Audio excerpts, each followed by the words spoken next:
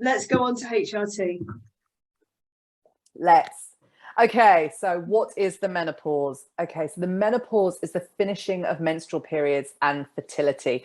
So before the menopause itself, we have a huge period of time called the perimenopause, which can be 10 to 15 years before you actually go through the pause itself. And then after you have stopped periods for a year, then you are considered postmenopausal. So we call it peri to postmenopause, but for general conversation, the whole lot tends to get wrapped up into being called the menopause.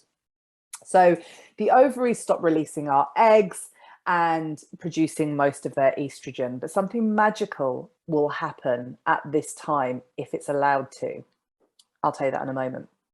Ooh. So we have, as you can see, so you remember from the slide that Laura had, you had your estrogen and your progesterone tracking. For simplicity, testosterone's not on here, but ultimately that does decline too. What happens, the first sign of perimenopause is that progesterone falls off a cliff.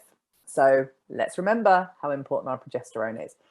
And then we have, so there's always supposed to have a bit more estrogen to progesterone, but when it falls off this cliff, we have this situation where we've got way more estrogen to progesterone. Now that's called estrogen dominance. It's actually a bit of a misnomer. It should be called progesterone deficiency because it puts all the emphasis on estrogen.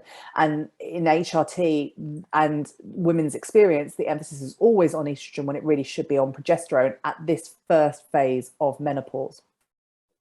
So your progesterone has fallen off a cliff. We're in estrogen dominance. Now that is where all the bother happens in perimenopause. I've got too much estrogen. So this is weight gain, it's mood issues. I've got breast tenderness.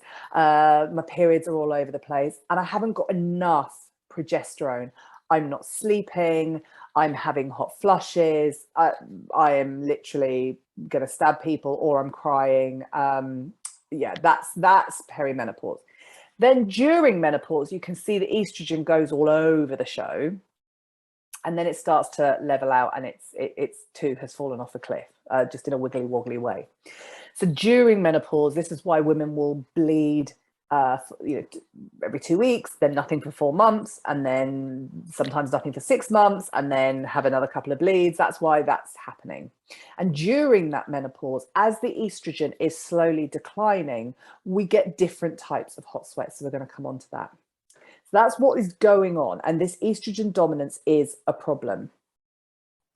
So I just want to remind you about the HPA axis. So, because here we actually have a situation that as progesterone drops off, progesterone, remember, was the antithesis of cortisol.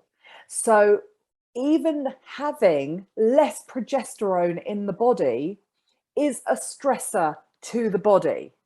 That's also very, very important to remember when we're talking about what Laura said in that slide earlier. Oh, I'm getting excited now. When we're talking about that slide earlier about how in women of childbearing years, where they actually had blood tests done when they're on the pill and they had menopausal amounts of progesterone in the body, that in itself is a stressor on the body. I don't like the word stress, I prefer stressor, which will contribute to the HPA axis.